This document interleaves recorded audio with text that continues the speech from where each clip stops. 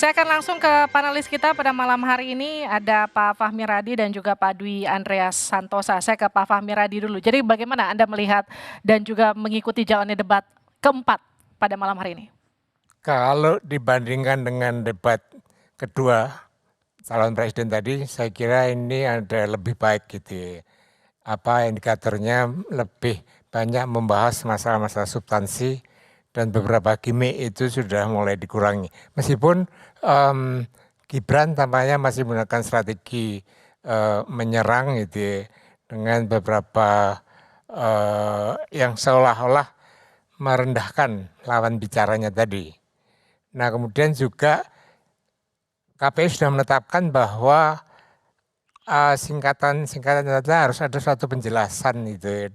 Tampaknya Gibran melakukan dan tampaknya sengaja gitu ya, pada saat membahas tentang green inflation. Mestinya ada penjelasan apa yang maksud green inflation supaya substansinya itu dibahas itu. Tapi di luar itu saya kira ketiganya lebih baik dibanding dengan debat sebelumnya. Baik, saya ke Pak Dwi Andreas. Jadi bagaimana Anda melihat jalannya debat malam hari ini? Iya, kebetulan kan tadi kami di kompas.com ya juga mengikuti itu melalui dalam arti diskusi yang disiarkan secara langsung melalui YouTube.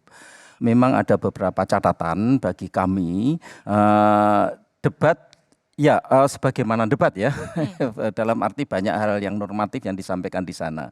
Sedangkan di kami sebenarnya saya sangat berharap mewakili sedulur-sedulur tani kami, saya sudah 27 tahun bergerak di jaringan tani kecil, ada solusi yang genuine terkait persoalan pertanian, terkait persoalan petani kecil, terkait persoalan pangan. Karena apa?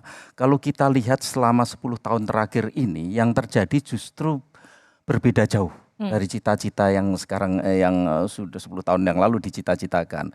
Misalnya terkait impor pangan yang terus membesar dalam 10 tahun terakhir ini Mbak, kalau catatan kami ya, itu impor pangan itu melonjak dari 10 miliar US dollar ke 18,6 miliar US dollar, hampir 2 kali lipat selama 10 tahun terakhir ini.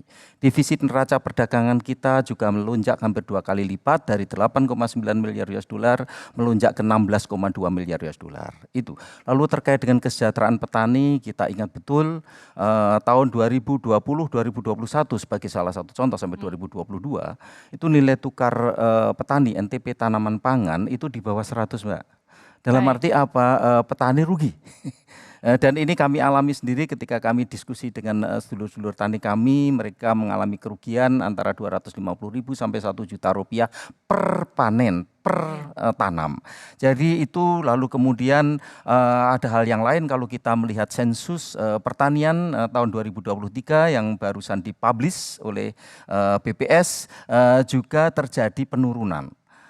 Penurunan yang relatif bagi kita sebenarnya tidak kita inginkan, bahwa sektor pertanian, petani ini terus mengalami pemburukan. Itu sebenarnya yang penting.